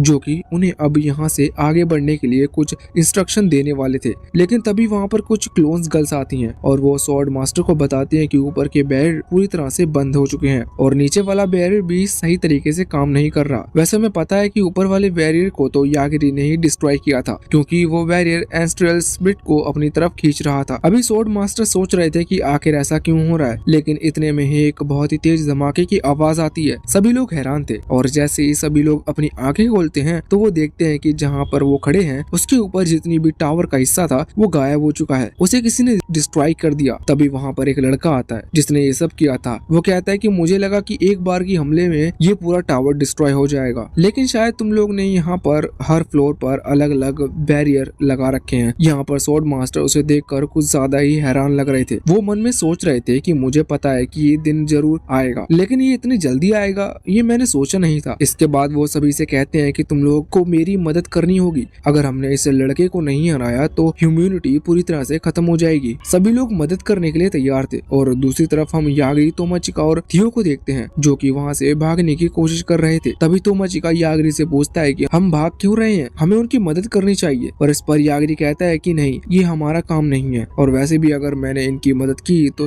सबका टेंशन मेरे ऊपर आ जाएगा और मैं ऐसा नहीं चाहता। यहाँ लायलन भी अभी इन तीनों को भागते हुए देखता है। वो भी कहने लगता है कि हमें भी यहाँ से चलना चाहिए, पर इस पर निक कहता है कि नहीं, हम यहाँ से पीठ दिखाकर नहीं भाग सकते, हमें स्वॉर्ड मास्टर की मदद करनी होगी। इस तरफ हम देखते हैं कि अभी वो लड़का जिसने अभी अभी इस पूरे टावर को डिस्ट्रॉय किया है वो अपनी थंडर पावर से यहाँ सभी को खत्म करते जा रहा था और उसकी एक ही अटैक की वजह से वहाँ पर एक एक करके सभी लोग मारे जाते हैं जो कि यहाँ पर स्वॉर्ड मास्टर बनने के लिए आए थे। ये देखते हुए अब एरिका अपनी वो जादुई छड़ी को आगे करते हुए हमला करती है। उसका अटैक वैसे तो पावरफुल था, लेकिन वो लड़का उसे बहुत ही आसानी से एब्सॉर्ब कर लेता है। साथ ही हम देखते हैं कि उस लड़के के पीछे भी एक और लड़का है, वो सामने आता है। यहाँ पर वो क्लोन गर्ल स्वॉर्ड मास्टर को बताती है कि ये कोई मामूली लड़का नहीं है, इसके पास एबनॉर्मल पावर्स हैं। पर स्वॉर्ड मास्टर को ये बात सही नहीं लगी थी क्योंकि इसकी एज बहुत ही कम है। तभी एरिका इसकी तरफ भी हमला कर देती है, पर वो लड़का बहुत ही आसानी से एरिका की उस जादुई छड़ी को पकड़ लेता है। एरिका ये देखकर डर गई थी, इस वजह से वो थोड़ा पीछे आ जाती है, पर वो देखती है कि उसका एक हाथ गायब है। इस लड़के के पास पावर है कि ये किसी भी चीज को टच करते हुए उसे कैंडी की बना सकता है। तो यहाँ उसने एरिका के हाथ को एक ही कैंडी का बना लिया था और अब वो उसे खाने लगा था। तभी यहाँ निक आगे आते हुए उस लड़के के पास अपनी तलवार से हमला करता है। तलवार से हमला करना मैजिक से हमले करने से ज्यादा अच्छा था, क्योंकि यहाँ वो लड़का बस उसके अटैक को डोज कर रहा था और उसे कैंडी का नहीं बना पा रहा था। यहाँ निक लायलन से कहता है कि वो एरिका का ख्याल रखे। लायलन वैसे ही हाँ कर रही थी, लेकिन इतने में ही उसे एक नोटिफिकेशन आता है जिसमें लिखा हुआ था कि अगर अभी वो अपने क्रिस्टल के थ्रू किसी चीज को समन करता है तो वो किसी रेयर आइटम को समन कर सकता है। ये देखकर लायलन खुश हो गया था और अभी रेयर आइटम समन करने से उनका बहुत फायदा भी है। उसे नहीं पता कि क्या आने वाला है। वो तुरंत ही क्रिस्टल को उछालता है और समनिंग प्रोसेस चालू करता है। पहले उसे लग रहा था कि कोई मैजिकल वेपन आने वाला है। लेकिन इस बार समनिंग प्रोसेस के बाद खुद गॉडेस यहाँ पर आती है। ये देखकर लायलन थोड़ा सा उदास हो गया था, क्योंकि पिछली बार जब गॉडेस यहाँ पर आई थी तो वो बस उससे मिलने के लिए आई थी। तो वो सोचता है कि कहीं गॉडेस इस बार भी तो इसके लिए नहीं आई, पर फिर उसे याद आता है कि वो लड़की असल में गॉडेस है, मतलब उसके पास बहुत ज्यादा पावर होगी तो वो उनकी मदद कर सकती है। लेकिन यहाँ बिल्कुल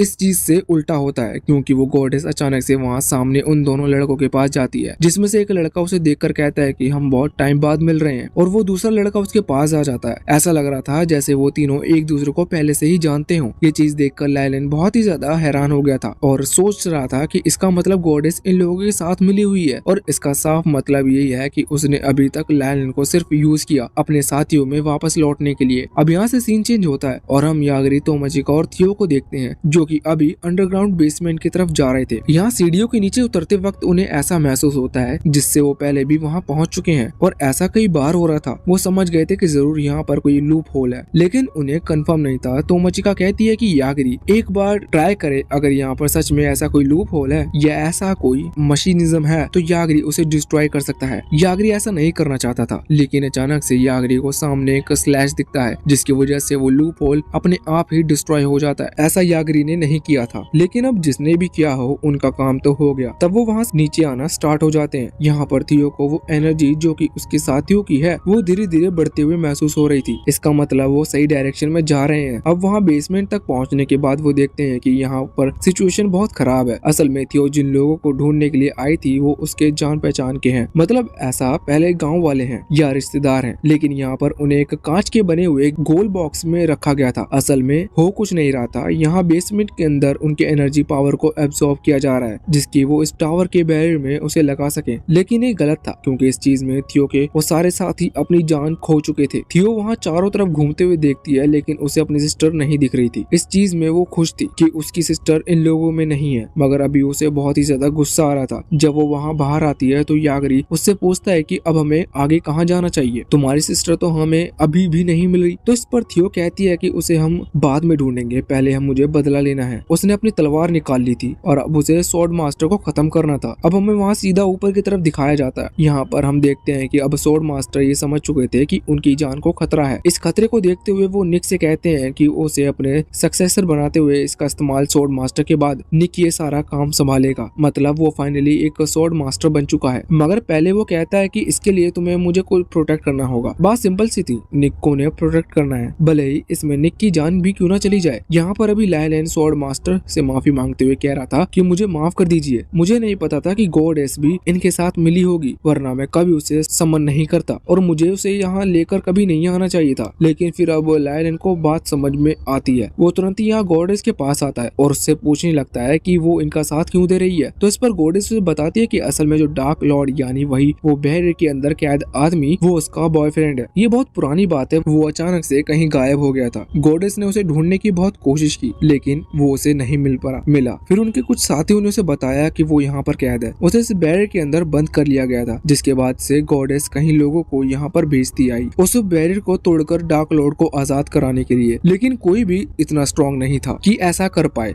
उनके रास्ते में कई सारी रुकावटें थी, लेकिन गॉडेस ने किसी तरह से उन्हें खत्म कर दिया और फिर से उसे लायलन के बारे में पता चल चुका था। इस वजह से उन्होंने लायलन का यूज किया यहाँ तक आने के लिए। ये देखकर लायलन और ज्यादा डिप्रेस हो चुका था। वो जानता था कि वो उसका लुक बहुत ही बुरा है, लेकिन उसे नहीं पता था कि उसका लुक सच में इतना ज्यादा बुरा है। अब यहाँ गॉडेस अपनी मैजिक पावर से उसे बड़े से बैर जिसके अंदर वो डार्क लॉर्ड कैद है उसका कोर वहाँ पर निकालती है। तभी वहाँ पर यागरी, तोमाचिका और थियो तीनों ही आ गए थे। वो देखते ही सामने गॉडेस के हाथ में वो कोर है और जैसे अब वो उसे प्रेस करती है वो उसे डिस्ट्रॉय करते हुए तो यहाँ पर बड़ा सा बैरियर डिस्ट्रॉय हो जाता है। बैरियर के डिस्ट्रॉय होते ही वो होली नाइट जिसने किया अभी डार्क लॉर्ड को पकड़ रखा था वो आजाद हो चुकी थी। यहाँ पर गॉडेस को लगता है कि अब वो फाइनली अपने बॉयफ्रेंड से मिल पाएगी, लेकिन तभी डार्क लॉर्ड अचानक से हवा में से नीचे गिर जाता है। किसी को भी ये देखकर कुछ भी समझ नहीं आया था, सभी बहुत ही ज्यादा हैरान लग रहे थे। लेकिन इतने में ही वहाँ पर वही मशीन टाइप की डिवाइस आती है जिसे हमने उस एरिकन ड्रैगन की मेमोरीज को चुराते हुए देखा था। वो यहाँ पर आकर अचानक से गॉडेस के ऊपर हमला कर कुछ मेमोरीज कैप्चर कर लेती है और वहाँ से उड़कर चली जाती है। अब इसके बारे में किसी को कुछ समझ में नहीं आया था। यहाँ गॉडेस नीचे गिर चुकी थी। वो दोनों जो साथी थे वो अभी उसे देख रहे थे, लेकिन गॉडेस मरने वाली नहीं, क्योंकि वो एक गॉडेस है। इतने अटैक से वो नहीं मर सकती, पर अभी उसे बड़ा सदमा लग गया था। उसके उसके बॉयफ्रेंड के मर जाने के बाद इसकी वजह से उसे गुस्सा आ रहा था। दूसरी तरफ हम अभी उस लड़के को देखते हैं जिसने सारा बैरियर डिस्ट्रॉय किया था और टावर को डिस्ट्रॉय किया था। वो यहाँ इतना गुस्सा था कि उसने अपने साथियों को वहाँ बुला लिया था और अब वो पूरी तरह ह्यूमैनिटी पर हमला कर सभी को खत्म करने वाला था। दूसरी तरफ हम देखते हैं कि अब जब ये पूरा गोल सर्कल यानी कि वो बैरियर डिस्ट्रॉय हो रहा था, इसी दौरान थियो ने आगे बढ़कर अपना बदला ले लिया था। उसने स्वॉर्ड मास्टर की गर्दन अपनी तलवार से उड़ा दी थी। इस तरफ जब वो लड़का अपने साथियों के साथ अब सभी के ऊपर हमला करना शुरू करता है तो वो दूसरी तरफ यागरी, तोमाचिका और थियो से कहते हैं कि वो दोनों उसे पकड़ लो। वो दोनों उसे पकड़ लेती हैं, जिसके बाद यागरी एक ही साथ उन सभी लोगों को खत्म कर देता है जितने भी हवा में उस लड़के के साथी थे। वो सभी नीचे गिरने लगते हैं। अभी उस गॉडेस और बाकी वो दोनों लड़के बचे हुए हैं। यहाँ पर तोमाचिका को एक चीज समझ में नहीं आई थी। वो पूछती है कि आखिर तुमने हमें पकड़ने को क्यों कहा? तुम्हारी पावर नॉर्मल है, मतलब उससे तुम्हें कमजोरी फील नहीं होती। यागरी कहता है कि और कुछ बात नहीं है, बस मैं प्लॉट फील करना चाहता था। वैसे अब तभी थियो कहती है कि हमें इस गॉडेस का भी कुछ करना होगा। असल में गॉडेस पागल हो चुकी थी, वो अपनी पावर रिलीज कर रही थी और वो भी बिना देखे। लेकिन यागरी कहता है कि ये हमारे ऊपर हमला नहीं कर रही है, इस वजह से हमें इसे नहीं मार सकते और मैं इसे मारना भी नहीं चाहता। दूसरी तरफ हम देखते हैं कि अभी वही लड़की जिसे हमने पिछले पार्ट में देखा था वो फात्सो के साथ यहाँ पर आ चुकी थी। वो यागरी को ढूंढते हुए आई थी, लेकिन उसे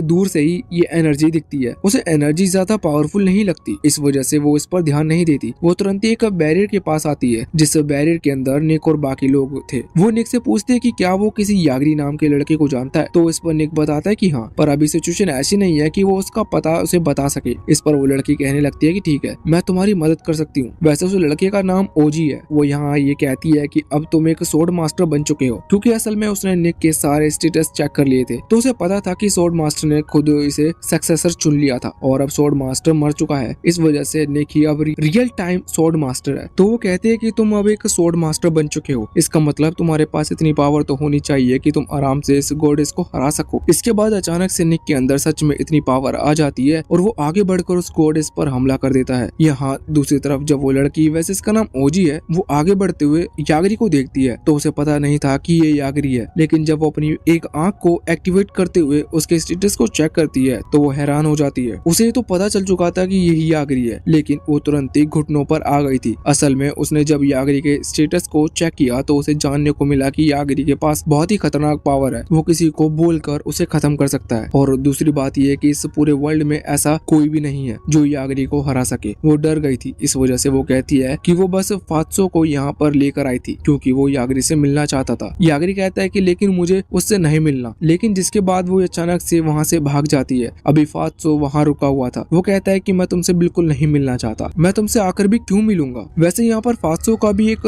चीज समझ में नहीं आ रही थी। वैसे तो उसके कई सारे डाउट थे, मगर पहले वो बस ये चीज पूछता है कि आखिर ये लड़की कौन है। वो यहाँ पर थियो के बारे में कुछ पूछ रहा था। इस चीज पर यागरी उसके बारे में बताता है। फिर वो पूछने लगता है कि आखिर उसने स्वॉर्ड मास्टर को क्यों मारा था। थियो बताती है कि वो कैसी हरकत कर रहा था। वो उसके आदमियों की मैजिक पावर एब्जॉर्ब करके किसी चीज की तरफ यूज कर रहा था, लेकिन अभी निक को इस बात पर यकीन नहीं था। तो यागरी कहता है कि वो थियो की साइड है, अगर निक उसके खिलाफ जाता है तो वो निक से लड़ने को भी तैयार था। साथ ही वो ये भी कहता है कि अगर तुम चाहो तो तुम बेसमेंट में जाकर देख सकते हो कि स्वॉर्ड मास्टर कर क्या रहा था। तभी निक मन में सोच रहा था कि यागरी कह रहा है कि वो उसने लड़ाई करने को तैयार है, जबकि यागरी के पास कुछ भी पावर नहीं है और इतने टाइम से उसने यागरी को भी कभी लड़ते हुए नहीं देखा। वैसे इसके बाद अभी यहाँ से सीन चेंज होता है और अब हम उसी बस के पास आ जाते हैं जिस बस में टेलीपोर्ट होकर यागरी और बाकी सभी इस दुनिया में आए थे। यहाँ पर हम देखते हैं कि अब एक स्टूडेंट जिसके पास पहले कोई पावर नहीं थी और वो मारी जा चुकी थी, वो अचानक से खड़ी होती है। यहाँ उसे इतनी ज्यादा सीरियस चोट लगी थी कि वो खड़े तो नहीं हो सकती थी, पर ना जाने कैसे उसकी पावर्स अचानक से एक्टिवेट हो गई। यहाँ उसकी पावर उसे गाइड कर रही थी कि वो किस तरह से कंटिन्यू कर सकती है। उसके पास अभी कुछ 40 मिनट थे जिंदा रहने के लिए, लेकिन अगर वो किसी तरह से अपनी बॉडी में हुए होल को ठीक कर लेती है तो इससे वो आगे भी जी पाएगी। उसे इस होल को हील करने के लिए अभी कुछ इंग्रेडिएंट चाहिए थे। वैसे वो इस जगह को नहीं जानती थी, इस वजह से वो थोड़ी चिंता में थी। लेकिन तभी उसे बस के बाहर एक ड्रैगन दिखता है जिसे असल में यागरी ने मारा था। तो यहाँ पर वो जैसे ही उस ड्रैगन के पास आती है तो उसका जो सिस्टम था वो उससे कहता है कि वो उस ड्रैगन को खा सकती है। वो जैसे ही उस बाइट करती है तो उसे वो बाइट वो टेस्टी भी लगता है और इससे उसकी इंजरीज भी हील हो रही थी। वैसे अब इसके बाद यहाँ से सीन चेंज होता है और हमें फिर से यागरी का पास्ट दिखाया जाता है, जहाँ यागरी और असाका बैठकर खाना खा रहे थे। असाका को यागरी की पूरी जिम्मेदारी मिली है, इस वजह से ही यागरी के लिए खाना बनाना पड़ता है। तो तभी उसने जो खाना बनाया था वो बिल्कुल अच्छा नहीं था और यागरी मुंह पर कह देता है कि ये बहुत ही बेकार है, जिस पर असाका उसे डांटते हुए कहती है कि उसे किसी भी लड़की के सामने उसके खाने की बुराई नहीं करनी चाहिए। फिर यागरी पूछता है कि तो मुझे क्या कहना चाहिए, जिस पर असाका कहती है कि तुम्हें बस तारीफ करनी चाहिए। जिसके बाद यागरी उसकी तारीफ करता है, पर असाका को ये तारीफ अच्छी नहीं लगती और वैसे भी जब वो खाना खाकर देखती है तो उसे पता चलता है कि सच में उसने कुछ खास खाना नहीं बनाया है। वैसे इसके बाद अब वो देखती है कि उसे जो लिस्ट मिली है जिसमें उसे यागरी के टास्क पूरे करने हैं, जैसे कि उसे पढ़ाना है, वो बस लिखा हुआ था। तो यहाँ पर उसे एलिमेंट्री स्कूल की एजुकेशन देनी थी। वो सोच रही थी कि उसे जितने पैसे मिल रहे हैं इससे अच्छा तो वो अभी किसी दूसरे स्कूल कॉलेज में पढ़ाई करवाती, जिससे उसे थोड़े ही ज्यादा पैसे मिलते। और वैसे भी इस काम में कितना ज्यादा खतरा है, लेकिन फिर भी अब वो यागरी को होमवर्क देती है। जब यागरी होमवर्क करता था तभी असाका को लगता है कि वहाँ पर कोई है और यागरी बताता है कि ये और कोई नहीं बल्कि डिलीवरी रोबोट है। अभी वहाँ पर एक लड़की आती है, वो देखने में असली लग रही थी, पर जब असाका पूछती है तो तुम कौन हो, वो बताती है कि वो डिलीवरी गर्ल है और उसकी आवाज से पता चल रहा था कि वो एक रोबोट है। यहाँ असाका उससे पहले तो वो ग्रोसरी का सामान ले लेती है जो कि वो देने आई थी और इसके बाद में उससे डिमांड करती है कि उसे और भी कई चीजें चाहिए। उन चीजों में सबसे मेन चीज थी एक कुकिंग बुक, जिससे कि वो थोड़ा अच्छा खाना बना सके, और दूसरी मेन चीज थी एक डॉग। वैसे इसके बाद अब वो लोग वहाँ बाहर आते हैं घूमने के लिए और असाका इस वक्त बाहर की सीनरी को देखते हुए कह रही थी कि मुझे यकीन नहीं होता कि ये जगह असल में अंडरग्राउंड बनी हुई है, क्योंकि यहाँ पर हर चीज असली लगती है। अब इस तरह से उसे पूरा ही एक महीना बीत चुका था। वैसे उसे अभी तक यकीन नहीं था कि वो यहाँ से जिंदा बचकर निकलेगी, लेकिन उसे पूरा एक महीना सरवाइव कर लिया, जो कि सबसे लॉन्ग टाइम है किसी भी वर्कर के लिए जो कि यहाँ पर काम करता है। आज उसकी पेमेंट का डे था। वो यहाँ से बाहर आती है जहाँ पर उसे यूक्यो मिलता है। अब यूक्यो कह रहा था कि तुमने सच में वर्ल्ड रिकॉर्ड बना दिया, क्योंकि तुम एक महीने तक सरवाइव कर रही हो। वैसे असाका कह रही थी कि क्या उसे ये काम जिंदगी भर करना है, क्योंकि वो नहीं जानती कि वो जिंदगी भर ये कर पाएगी कि नहीं। इस पर यूक्यो कहती कि चिंता की बात नहीं है, वो जल्दी कुछ रोबोटिक सिस्टम से बनवाने वाले हैं जो कि ह्यूमंस की तरह ही यागरी को एजुकेशन दे सकते हैं। इस पर अकासा कहती है लेकिन अगर हम ह्यूमंस का ही यूज करें तो वो ज्यादा अच्छा रहेगा। इस पर यूक्यो कहता है कि हाँ, लेकिन वो किसी को भी एक ऐसे लाइफ एंड डेथ के सिचुएशन में नहीं डाल सकते। इस पर असाका को गुस्सा आ जाता है क्योंकि उसके साथ अभी अभी यही हुआ था और वो भी बहुत ही पेमेंट कम के साथ। लेकिन अब यूक्यो उसे एक लिफाफा देता है जो कि बहुत ही ज्यादा भरा हुआ था, उसके अंदर पैसे ही पैसे थे। असाका ये देखकर बहुत ही ज्यादा खुश हो जाती है, मगर वो कहती है कि उस कॉन्ट्रैक्ट में तो मेंशन किया गया था कि उसे बहुत कम पैसे मिलेंगे। इस पर यूक्यो बताता है कि हाँ ऐसा है, क्योंकि ज्यादातर यागरी को एजुकेशन देने वाले लोग 1 या 2 दिन टिकते हैं, इसलिए हम उन्हें कॉन्ट्रैक्ट में इतने ज्यादा पैसे साइन नहीं करवाते, क्योंकि वो हमें पे करने पड़ते हैं। तुमने पूरा 1 महीना सरवाइव किया, इस वजह से तुम्हें पूरी पेमेंट दी जा रही है। पर अब असाका कहने लगती है कि इसका मैं क्या करूं, क्योंकि मैं तो यहाँ अंडरग्राउंड बंद हूँ जहाँ पर मैं कुछ भी नहीं कर सकती। लेकिन यूक्यो बताता है कि ऐसा नहीं है, तुम जब चाहो तुम कुछ दिन की छुट्टी ले सकती हो, ऐसा भी कॉन्ट्रैक्ट में मेंशन था, लेकिन पहले हमने तुम्हें नहीं बताया। अब असाका पूछती है कि अगर मैं चली गई तो फिर यागरी क्या करेगा, जिस पर यूक्यो बत कहता है कि हम कुछ रोबोट्स हायर कर लेंगे जो कि खाना वगैरह देख लेंगे और उसे होमवर्क दे सकते हैं। असाका गुस्सा करते हुए कहती है कि अगर जब रोबोट हैं खाना बनाने के लिए तो आखिर उन लोगों ने उससे खाना क्यों बनवाया। इस पर यूक्यो कहता है कि रोबोट्स खाना बना सकते हैं, लेकिन उनके हाथ में वो प्यार नहीं होता जो ह्यूमंस के बनाते हैं, ह्यूमंस के हाथ में होता है। अब असाका को इस सब से कोई फर्क नहीं पड़ता था, उसको एक लिफाफा मिल चुका था जो कि पैसों से भरा हुआ था। इस वजह से वो तुरंत ही वहाँ पर एक नोटिस दे देता है कि वो कुछ दिनों के लिए हॉलीडे पर जा रही है। अगले सीन में हम देखते हैं कि असाका की नींद खुलती है और वो एक अंधेरे से कमरे में थी। वो सोच रही थी कि आखिर वो यहाँ पर क्या कर रही है। तभी उसे याद आता है कि कल रात जब उसे पैसे मिले थे तो वो शॉपिंग के लिए गई, जहाँ उसने थोड़ी सी शॉपिंग की, उसके बाद उसने थोड़ी और शॉपिंग की और फिर जब उसके पास थोड़े पैसे बचे थे तो उसने और शॉपिंग की। फिर वो एक बहुत ही महंगे होटल में गई जहाँ वो सो गई, लेकिन उसके बाद वो यहाँ पर आ चुकी है। अब उसे यहाँ पर कुछ भी पता नहीं था। तभी अचानक से उसे किसी की आवाज सुनाई देती है। वो आवाज उसे कह रही थी कि चिंता की बात नहीं है, हम तुम्हें कोई नुकसान नहीं पहुंचाने वाले, बस तुमने कुछ टाइम यागरी का ख्याल रखा है, इस वजह से तुम्हें हमारे कुछ क्वेश्चन के आंसर देने हैं। इसके बाद अब हम यागरी को देखते हैं जिसका ख्याल अभी वही डिलीवरी गर्ल रख रही थी। वो अभी उस रोबोट से पूछता है कि आखिर असाका कहाँ है, पर इस पर रोबोट बताती है कि वो अभी कहीं गई है, वो जल्दी लौट कर आ जाएगी। अब कुछ टाइम और बीत जाते हैं और यागरी बोर होने लगता है। वो बाहर आकर उसी रोबोट से पूछता है कि असाका आखिर है कहाँ। तो इस पर वो रोबोट कहती है कि इस बारे में उन्हें जानकारी नहीं है। तो यागिरी पूछता है कि फिर मुझे ये जानकारी कहाँ से मिल सकती है, जिस पर वो रोबोट गर्ल कहने लगती है कि ये तो तुम्हें रिसर्चर्स की बता सकते हैं। वैसे यहाँ पर वो गर्ल बिना यागिरी को उसे वहाँ के मेन गेट पर ले जाती है, लेकिन वो बताती है कि इस गेट को अंदर से नहीं खोला जा सकता, इसे बाहर का कोई व्यक्ति ही खोल सकता है। यागिरी जानता था कि यहाँ पर बहुत सारे कैमरे हैं, इस वजह से वो तुरंत ही कहने लगता है कि इन गेट को खोलो। अब जो रिसर्चर्स थे वहाँ कैमरे में यागिरी को ऑब्जर्व कर रहे थे, वो डर जाते हैं, लेकिन उन्हें नहीं लगता था कि यागिरी कैमरे के थ्रू किसी को खत्म कर सकता है, वो भी बिना देखे। इस वजह से वो ऐसा नहीं कर रहे थे। पर तभी यागिरी अपनी पावर का इस्तेमाल करते हुए वहाँ पर सिर्फ एक लेडी को छोड़कर बाकी सभी को खत्म कर देता है। अभी दूसरे एक आदमी जो था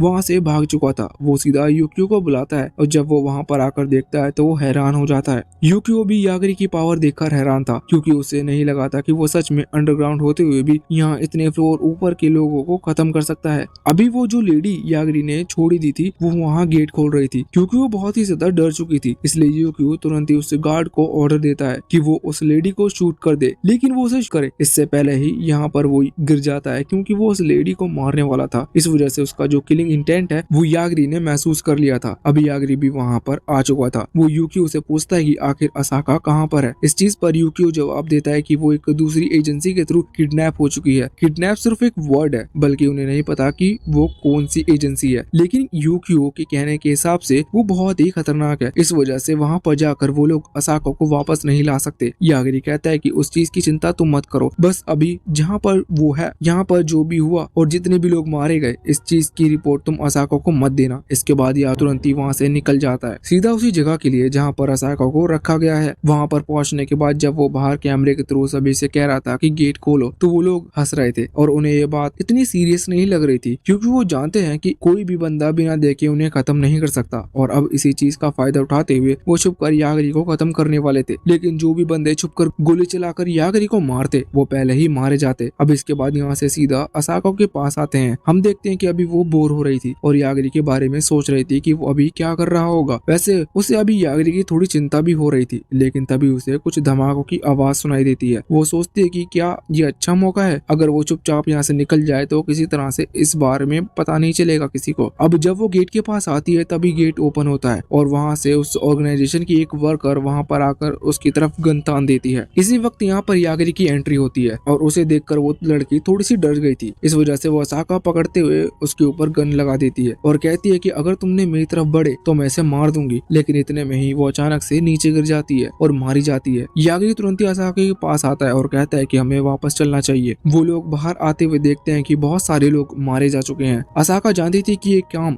यागिरी ने किया है, लेकिन वो खुश थी कि उसने असाका के लिए किया। इसके बाद हम देखते हैं कि वो दोनों वापस से लौटकर उसी अंडरग्राउंड वाली जगह पर आ चुके थे, जहाँ अभी यूकियो उनसे मिलने के लिए आता है। यागिरी तो अभी उस डॉग के साथ खेल रहा था जो कि उन्हें अभी अभी मिला है, मगर यहाँ यूकियो असाका के साथ बात कर रहा था। असाका कहती है कि इतने सारे लोग मारे जा चुके हैं, अब वर्ल्ड गवर्नमेंट क्या करेगी। इस पर यूकियो कहता है कि वो कुछ नहीं कर सकते, क्योंकि किसी के पास इतनी पावर नहीं है कि वो यागिरी को सजा दे सके। असाका इस पर थोड़ा सा रिलीफ फील करती है। वैसे अब वो पूछती है कि क्या उसे भी सजा मिलेगी, जिस पर यूकियो कहता है कि नहीं, उसे अभी सजा नहीं मिल सकती, क्योंकि अगर उन्होंने असाका को कुछ किया तो फिर उन्हें यागिरी के गुस्से का सामना करना होगा। वैसे वो ये भी कह रहा था कि अब तुम यहाँ पर फंस चुके हो, मतलब अब तुम इस नौकरी को नहीं छोड़ सकते। असाका कहती है कि कोई बात नहीं, पर शायद अब उसे छुट्टी भी नहीं मिल पाएगी। लेकिन इस पर यूकियो कहता है कि चिंता की बात नहीं है, अगली बार से हम तुम्हें कुछ बॉडीगार्ड्स के साथ भेजेंगे, जिससे कि कोई भी तुम्हें इस तरह से किडनैप नहीं कर पाएगा। पर असाका कहने लगती है कि ऐसा नहीं कर सकते, वरना फिर से इस तरह से हजारों लोग मारे जाएंगे। पहले उसे यागिरी को ये चीज सिखानी होगी कि यागिरी उसके बिना भी ठीक रहे और किसी को जानबूझकर खत्म ना करे। इसके बाद वो यागिरी के पास आ गई थी। अब यहाँ से सीन चेंज होता है। हम देखते हैं कि अभी अपने वर्ल्ड में जहाँ पर यागिरी है वहाँ पर यागिरी और तोमोचिका दोनों ही गाड़ी में बैठकर जा रहे थे और यागिरी अभी पिछली बार की तरह ही सोच रहा था। यहाँ पर जब वो पहुंचने वाले थे तो तोमोचिका की एसेंशियल स्पिरिट वहाँ पर आकर देखती है कि तोमोचिका अभी यागिरी को ही देख रही है। वो तोमोचिका से कहती है कि वो सच की मैं सोच रही थी कि अगर यागिरी और तुम्हारे बीवीज हो तो क्या उनके पास भी इसी तरह की खतरनाक पावर्स होगी। इस पर तोमोचिका थोड़ा सा ब्लश करती है, लेकिन वो कहती है कि हाँ मैं भी यही सोच रही थी। अब तभी यागिरी जाग जाता है, लेकिन तोमोचिका अपनी एंसेस्ट्रल स्पिरिट से कहती है कि वो इस बारे में कोई बात यागिरी के सामने ना करे। वैसे अब जब यागिरी उठ चुका था तो वो पूछता है कि हम रुके क्यों हैं, जिस पर तोमोचिका बताते हैं कि वो लोग अब कैपिटल में पहुंच चुके हैं। यहाँ बाहर बाहर वो लोग देखते हैं कि अभी बहुत सारे गार्ड्स उन्हें घेरे खड़े हुए हैं। जब वो गाड़ी से बाहर आते हैं तो यहाँ पर एक सोल्जर्स यागरी से पूछता है कि आखिर वो लोग कौन है यहाँ और यहाँ पर क्यों आए हैं। यागरी बताता है कि यहाँ ट्रायल के लिए आए हैं, जिस पर वो सोल्जर कहता है कि ठीक है, लेकिन हम कैसे मान लें कि तुम सच में सेज कैंडिडेट हो। इस पर यागरी तुरंत ही वो क्रिस्टल दिखाता है जो कि उसे लाइलन के पास से मिला था। लाइलन उसे ये दिया था और कहा था कि वो यहाँ पर जाकर किसी को भी दिखा दे, उसके बाद उन्हें एंट्री मिल जाएगी। अब तुरंत ही वो जो लड़का था वो कहता है कि ठीक है, तुम अंदर जा सकते हो, लेकिन इतने में ही वहाँ पर एक लड़का आ जाता है जो कि असल में लाइलन का भाई है और वो कहता है कि इसके पास एक क्रिस्टल है, तो इसका मतलब ये नहीं कि हम इसे स्पेशल ट्रीटमेंट देते हुए अंदर भेज दें। और वैसे भी अभी भी एक होली नाइट स्वॉर्ड मास्टर के वहाँ से लौट कर आया है। मुझे नहीं लगता कि ये इतने ताकतवर हैं कि आखिर ये जिंदा कैसे बचे। कहीं ऐसा तो नहीं ये वहाँ से डरकर भाग आए हों। इन्हें देखकर इन्हें अंदर जाने से पहले एक टेस्ट देना होगा। अभी टेस्ट के नाम से यागरी को कोई प्रॉब्लम नहीं थी, वो एक बार कहता है और ये खत्म हो जाता है। ये लाइलन का भाई है तो इसलिए इसे इस तरह से मारा नहीं जा सकता और वो भी कोई गलत बात नहीं कर रहा था। अब